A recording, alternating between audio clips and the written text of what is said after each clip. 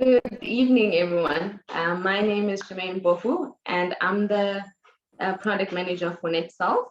Thank you very much to everyone for joining us for our first Netcells Medical Series webinar for 2022. Tonight, our webinar will be conducted by Dr. Charlotte Ingram, who is the Medical Director and CEO for the South African Bone Marrow Registry. Dr. Ingram will be unpacking who the South African Bone Marrow Registry is, what they do, why we have joined together to start the Netcells Community Bank, and why we joined to start the Netcells Community Bank, and our medical director, Dr. Yvonne Holt, will also be discussing the subsequent importance of optimal collections. I hope everyone will enjoy the webinar tonight.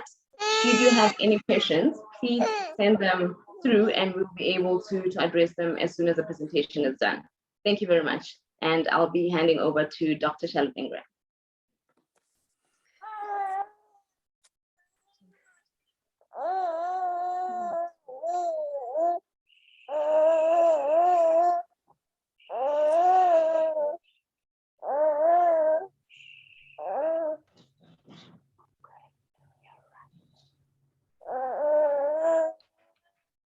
Hi. I'm just going to share my presentation. I'm just checking. Can everybody see? Yes, Dr. Ingram, it's clear. We can see. I just want to go back to the beginning. So everybody can see the screen, hopefully. Good evening, everybody, and thank you, Next Biosciences, for inviting us to do the presentation.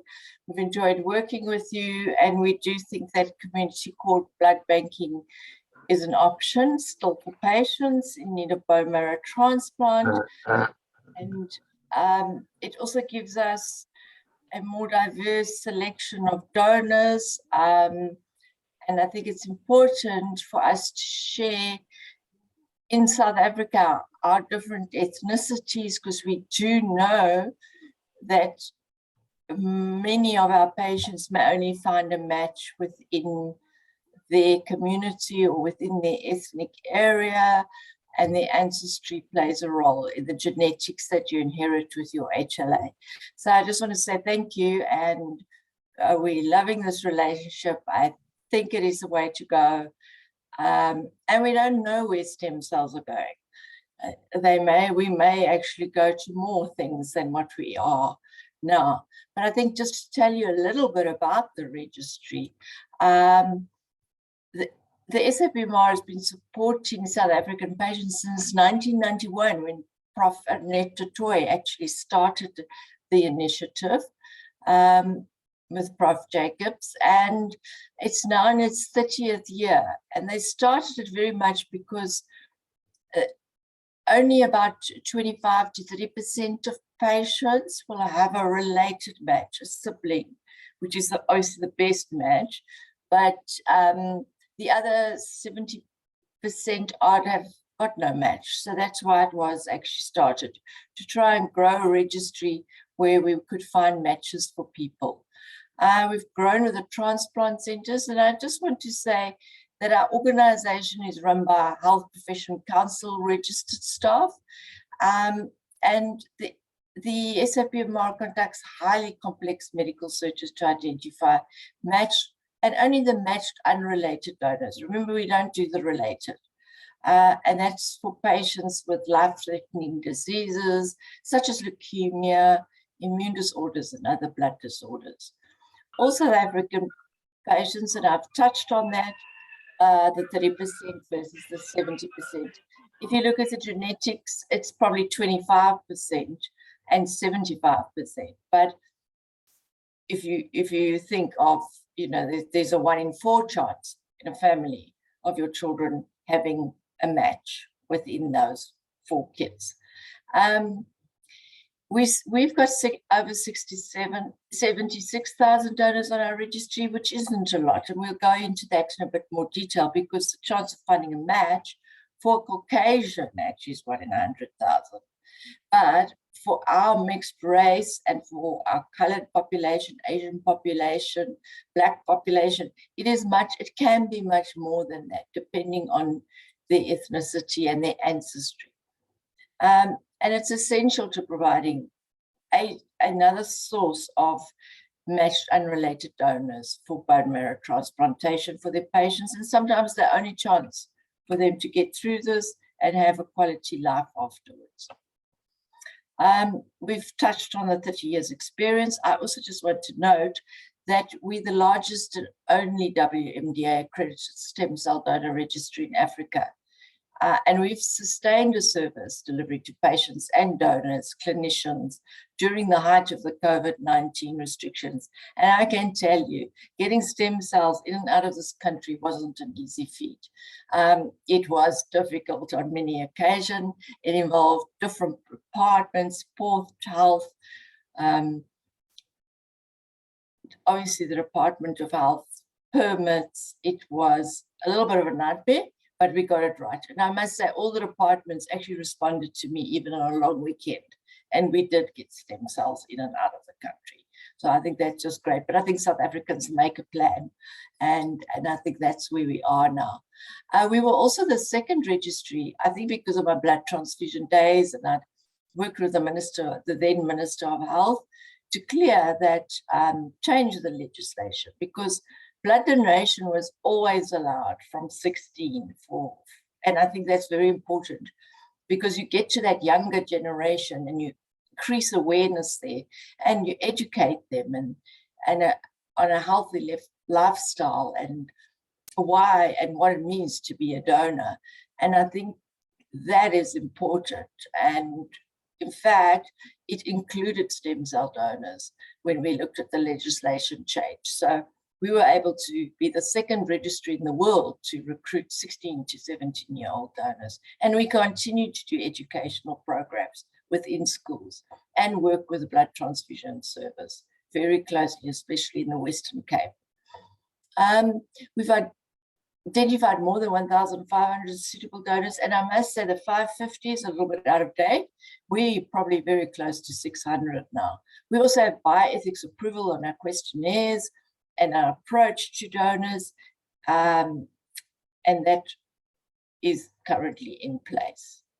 I just want to talk a little bit about governance, and I'll just take a few seconds. We are run by a board of directors. I am the CEO and medical director. On that board, we also have a board secretary, and we have important committees. We don't have too many, as you may see on many other boards, but we have a medical and ethical review panel, and that is because we run the patient assistance program. And we've been doing that since 2018, and we've assisted about 45 patients during that time, where we actually, and that's why you'll see us trying to get funds, and you would have seen us on Comproach probably with Baby Gracie, is to get the funds in to support these patients that may not have a medical aid. State will support the transplant process, but they won't support the cost of the donor.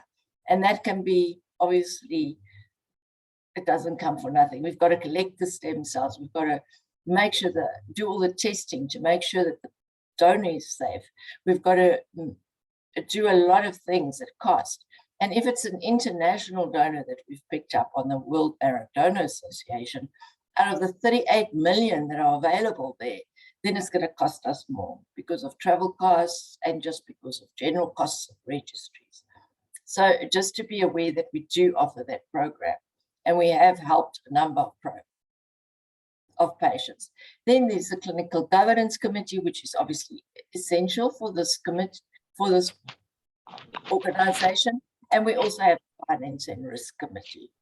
And the rest is a quality accreditation officer who maintains our WMDA accreditation and ensures that we all work to the international standards. Then there's a deputy director, which is Jane Ward, and I'm sure she's on the call tonight, and she runs all the services, the patient services, the deputy, the donor services, the donor recruitment.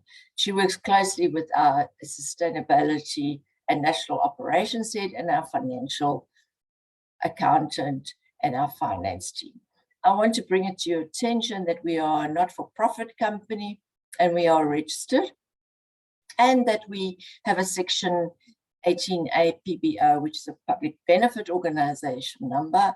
And also, we actually have a Health Professions Council and BHF PCNS practice number. We've also been awarded by SABMR medical codes now, which we will be dealing with the medical aids to use those codes. So, sorry, I'm just going to switch. My phone is interfering, that's talking to me. Then, so we identify suitably matched unrelated bone marrow donors in a complex process undertaken by a qualified and highly trained staff. Medical director, CEO, deputy. We have sustainability, we have patient services, we have donor services, finance, quality, administration, and data capture. We also have an IT department, and the SABMR is governed by the board, and you can Google them if you need to. Also, where do our donors come from? I think this is much more interesting. So many come from South Africa, obviously, because a lot of people originated here, and we have the genetic makeup here to meet these patient needs.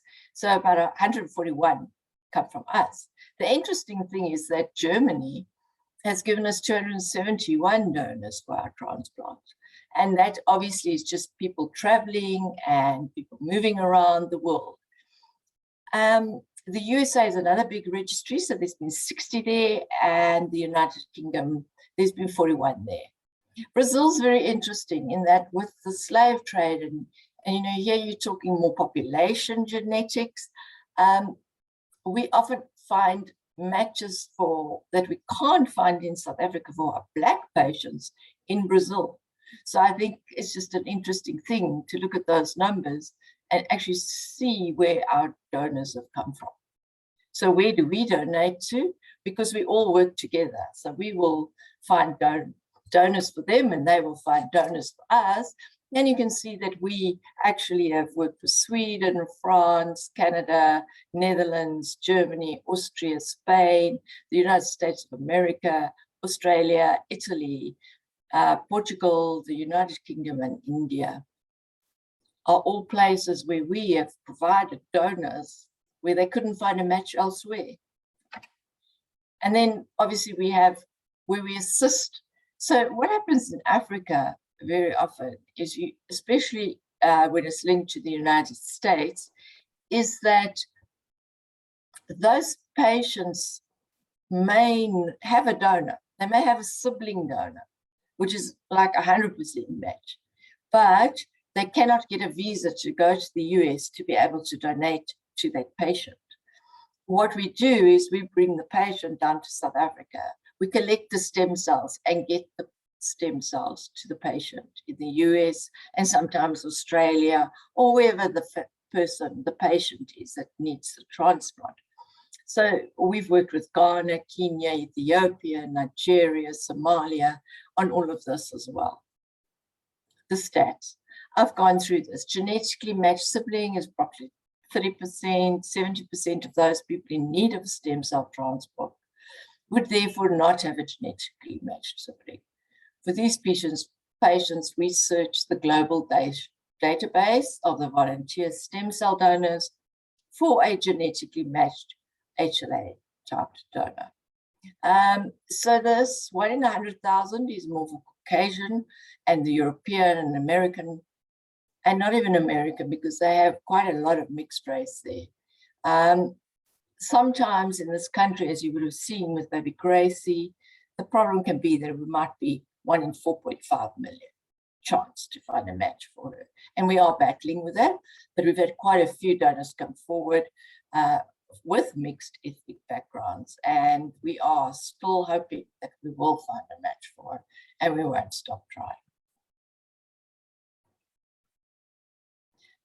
This is just the ethnicity. You can see we've got the Asian, which is 9.9%, Black 10%. That is better than it was, believe it or not.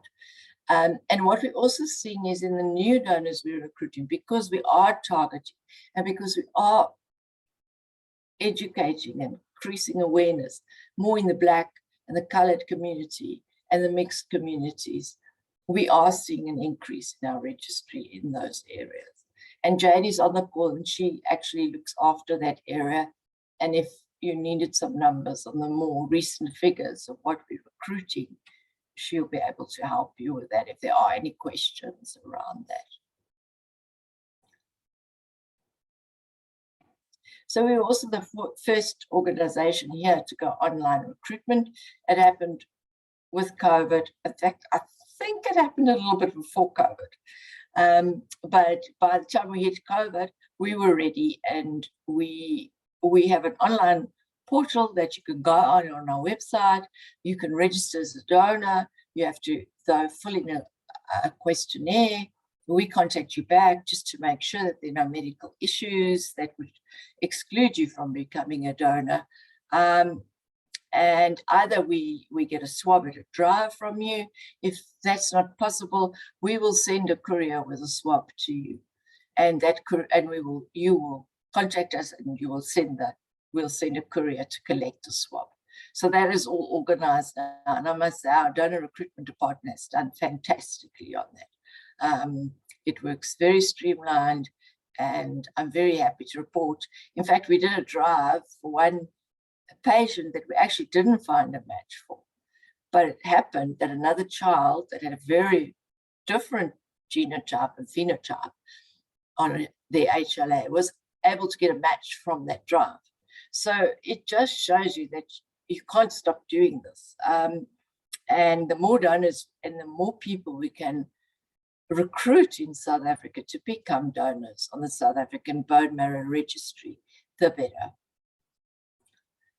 So then we went into an agreement because we realized that there are cord blood units, and they are fully typed, and they are immediately available, and they are cost effective if we can get them in South Africa. Because remember, if we've got to do a shipment, a liquid nitrogen shipment from Europe or from America or from wherever, it costs us a lot more money than if we had a local cord blood unit available.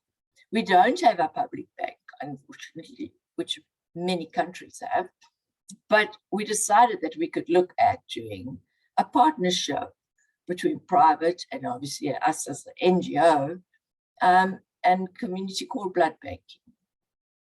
And cord blood bank units in blood transplants, there's less graft versus host disease, and it's much less severe, and that's because your cells are naive immunologically, whereas there's a more increased risk of graft versus host disease in peripheral blood stem cells.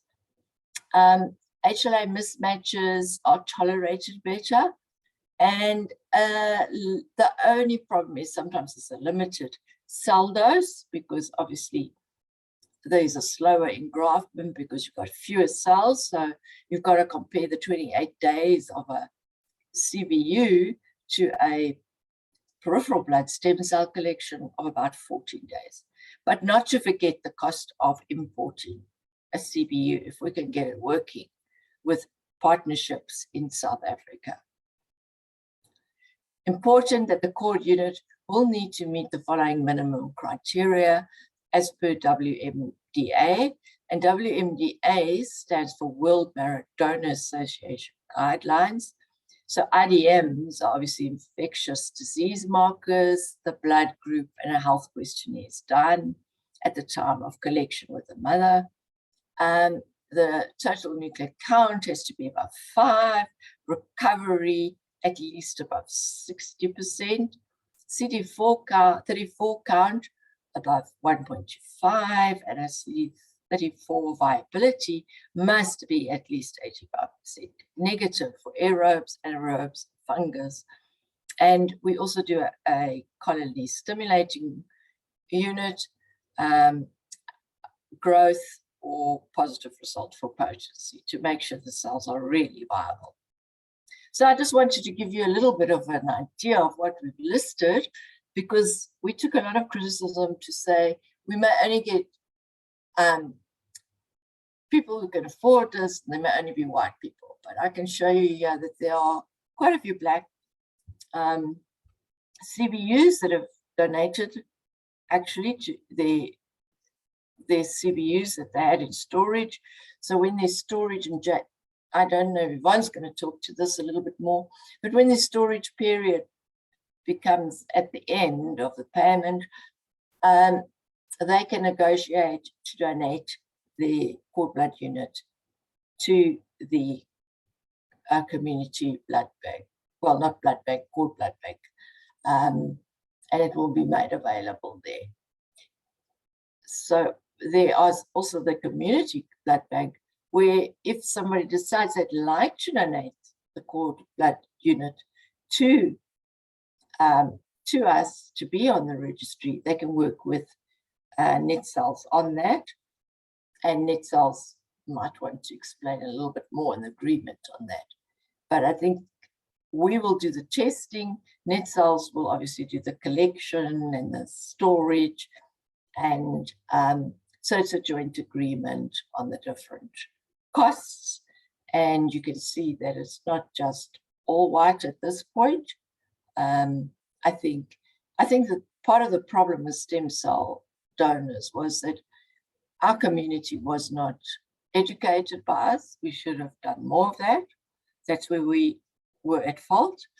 And we should have increased awareness at a younger age for stem cell transplantation and the value of stem cell transplantation and the value of cord blood units and where they can be used. So I think that is just a little bit of a glimpse into where we are now. I must say we're just starting. We had to validate all the testing, that has just been done because we are testing at high resolution on these. So initially, we didn't test on cords at high resolution all the time. It was HLA A, B, and GRB1 that were important. But since then, with research, it's been shown that HLA-C may be important as well, and that maybe the outcome is better with high resolution testing as well. So we will do that for these units that we put into, that we will be logging onto the registry base. And so those units will be available not just to South Africans, but to the worldwide population in need of bone marrow transplant. And this is the history of cord blood units in blood transplants. Doctors here have obviously been wary of using them because many medical aids won't cover the high cost. I think that was the one reason. And then because of that, they didn't use them a lot. But you can see that these are the patient numbers: 2 black, 5 Asian, colored, and 16 were white. Units used 2, 6. So you can see somewhere we used 2 units so that we could increase the cell count. When you look at the increased numbers in units used, and you can see where the units came from. A lot of them more from the European side, and you know, that's where we are now. And like I said, for patients received double cords. Mixed ancestry includes colors and Asians, and other CBBs were from Taiwan, Russia, and Australia. And I think with that, I'm going to thank you for listening to me, and I will stop sharing.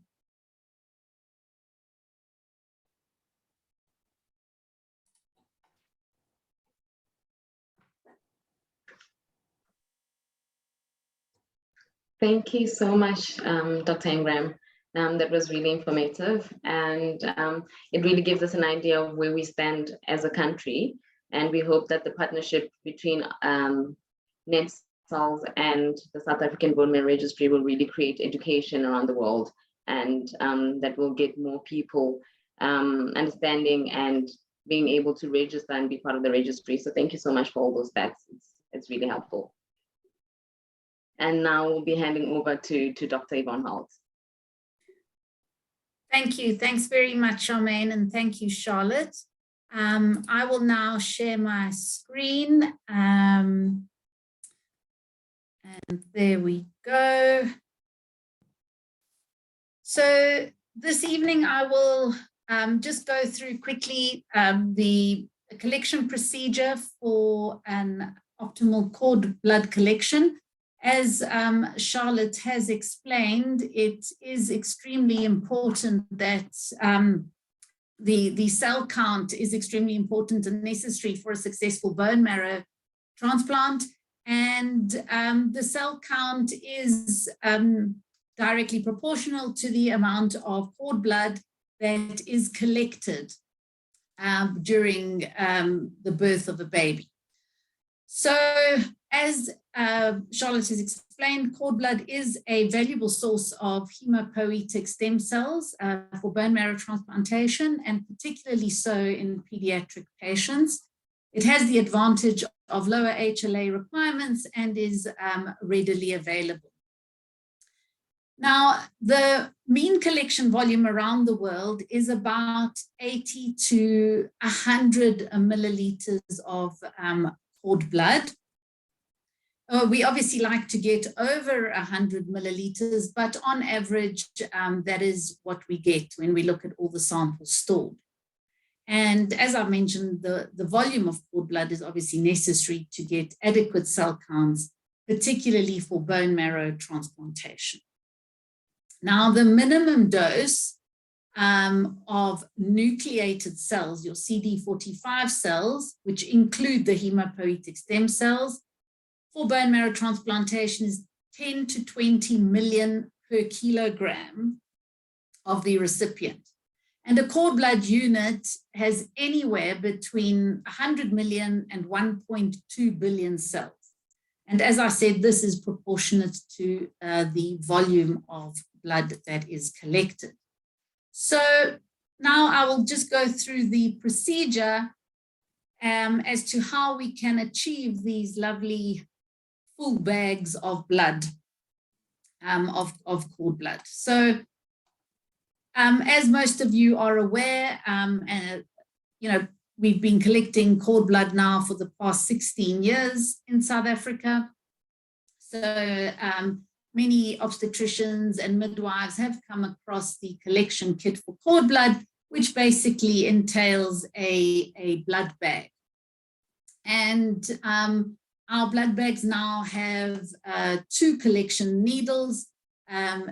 One needle can be used, the other is just there as a spare, really.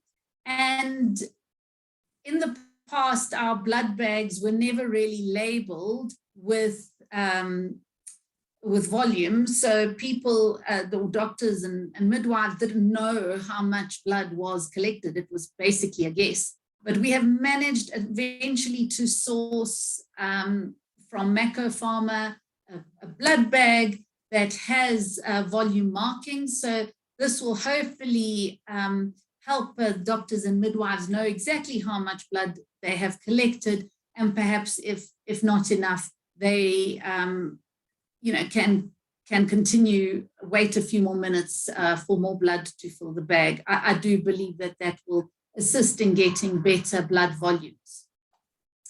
So as I said, a good cord blood collection is between 80 and 100 mils. Over 100 mils is really the best. But every birthing situation is unique, every donor is unique, and this is obviously the huge challenge. Nothing can be completely standardized because nothing in life is really standardized, and some babies are born with very short umbilical cords. Sometimes they're born prematurely where the placenta is small, so you're not going to get as much cord blood. Sometimes the placenta is calcified because they are overturned. So we certainly understand that, and that is why we always check the amount of stem cells that we collect and then speak to the the parents to see and discuss with them if it is worthwhile continuing storage or not. If it is not worthwhile storing, the parents are refunded their processing and storage fees, and the cord blood is discarded. Now, collection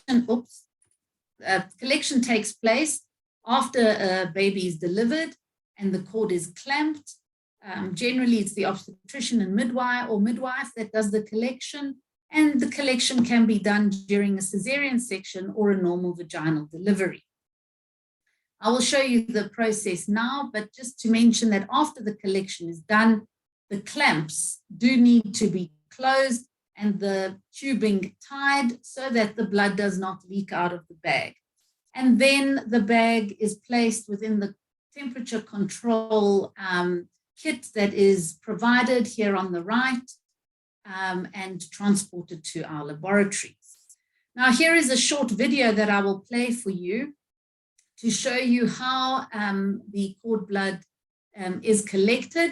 It's a snippet from our longer video, and it starts when the baby has been born, the cord is being clamped and cut. Now the placenta just remains in the uterus, and that is when the collection is done. So here we go. The surgeon then stabilizes the cord with the left hand whilst inserting the needle towards the placenta in the vein, preferably as close to the clamp as possible. As this is a sterile environment, it is not necessary to swab the cord during cesarean section at the insertion site. The assistant repeatedly, gently milks the cord towards the needle to speed up the collection. The cord in this patient is very tortuous and difficult to milk. Nevertheless, a good volume of blood is still attainable with the milking method. It is not necessary to hang the bag off the table. The lumen of the tubing is too small and too long to effect an efficient siphon mechanism. The milking of the cord exerts adequate pressure to fill the bag. So once the cord blood has been collected, we suggest that a successful collection is when at least half the bag to 2/3 of the bag has been filled with nice dark blood. Once that has been done, the needle is removed and there is a pouch containing more anticoagulant solution which needs to be broken and squeezed out so that all the remaining blood in the tubing can be pushed into the bag. Then, as I said, the clamps need to be clamped and the tubing tied. This is extremely important, and I know it sounds obvious, but on occasion we have received cord blood units that have completely leaked out because the clamps have come undone and the tubing wasn't tied, and obviously that all had to be thrown away. So once the cord blood arrives at our laboratory, the stem cells, the cord blood is processed, the stem cells are extracted, and then we conduct flow cytometry testing to count the two cell populations, your CD34 cells, which are your hematopoietic stem cells, and then your total nucleated cells, your CD45 cells. The total nucleated cell count is considered as the most standardized criteria for determining the potency of a cord blood product. And as I've said before, the minimum for a bone marrow transplant is 10 to 20 million cells per kilogram that are needed. Then the cord blood units are obviously assessed according to the flow cytometry data, and a decision is made whether the unit can be stored or not. Now, in the private bank, we do store sometimes units with lower cell counts than what is required for bone marrow transplantation, and that is for emerging therapies like the treatment of cerebral palsy or autism that do not require such high volumes of cord blood. And there is the possibility in the future of expanding cord blood. So sometimes the lower cell count units are stored. Obviously, if it is too low, we do advise the parents, we chat to them and discuss the option of whether the unit is worth keeping or not. Here is a table. I see Charlotte also included this in, or different data, what they have on their records, but I just randomly picked some samples just to show you how the volume affects the cell counts. So sometimes you get a great volume like this one, 130 mils of blood, excellent cell counts, and that can treat a child, young adult, I suppose, of 49 kilograms. Then we have obviously a volume that you see like 160 mils that is collected, then can look to treat an adult of 65 kgs. Now, although I said, volume is directly proportional to the number of cells, it's not an exact science. Here we have a unit of 114 milliliters that had enough cells to treat a 67 or nearly 68 kilogram adult.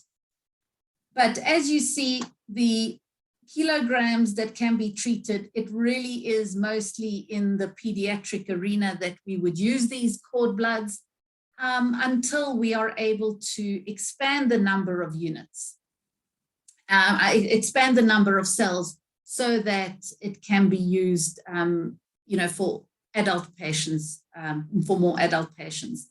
Also, sometimes they do use 2 cord blood units for adults if they can get 2 units that will match the patient. Down here, I just wanted to show you a cord blood unit of 40 mils that was collected. That this is not an optimal unit at all and would have been discarded once we'd spoken to the parents, because that can literally only treat a 2 kilogram baby. And, most children are born over 3 kgs. So that would be a completely useless unit and not worth storing, and we would return the parents' money. So again, this slide really speaks to exactly what I've just said. And just to add, we do have now over 20,000 cord blood units stored. We have a number of contracts that are now coming up. If the parents had chosen to store only for 15 years, we would then contact the parents and see what they wanted to do with that unit. We would offer them to donate it to our community bank, so it would go on the South African Bone Marrow Registry if it obviously met the correct criteria. But we believe that is at least one way of getting more of the cord blood units out there. And so far the patients have been, our clients have been very forthcoming, and many are happy to donate. And as time goes on, in the next 5 years, we will have many, many more contracts coming up for renewal, and a lot of them, because the children have now grown up, they can see they don't have any life-threatening diseases and are very willing to donate. So that is our way of trying to increase the number of cord bloods that will be available to the public without us having a public cord blood bank in this country. And that is the end of my presentation. So if there are any questions on that, we would welcome them now.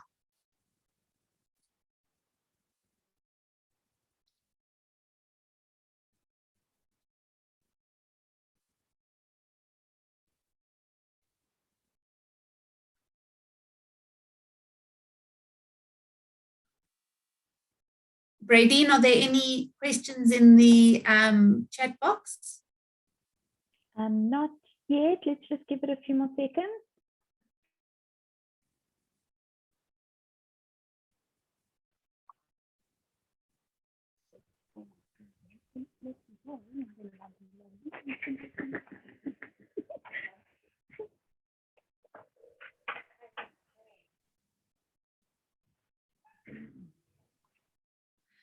There's a question about what is the cost. So for cord blood, private cord blood banking, it depends on what the period of storage a patient chooses, and Charmaine can correct me if I'm wrong. So it's from about 25,000 Rand onwards, and you can choose whether you want to store for 5 years, 10 years, or 20 years. For the community bank specifically, it's 15,000 Rand to store the cord blood, and the premise is that we will store the cord blood, we will HLA type the sample, put it on the registry. The cord blood is stored obviously for your family, but is available to anyone, and if it is needed, then it will be given to the needy recipient, and you will receive you will be refunded the 15,000 Rand that you put up initially. So that is essentially a hybrid between private and public cord blood banking. That is correct, Yvonne. There's a registration fee that is required, which is inclusive of the prices that Yvonne mentioned. However, before we issue out a collection kit to you, we would need to receive the registration fee. For the private bank, it would be a 4,000 Rand registration fee, and it is slightly cheaper for the community bank, which is 2,500 Rand for the registration fee. You do also have options to choose payment plans, which makes it even more affordable if you go for that option. So you can go for a 12 or 24 months option with the community bank, or a 12, 24, and 60 months option for the private bank. So that definitely makes it more affordable because it's broken down into those months.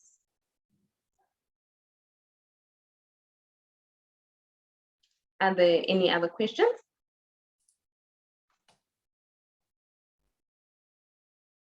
I don't think we've got any more questions. I think this is it for our first medical series.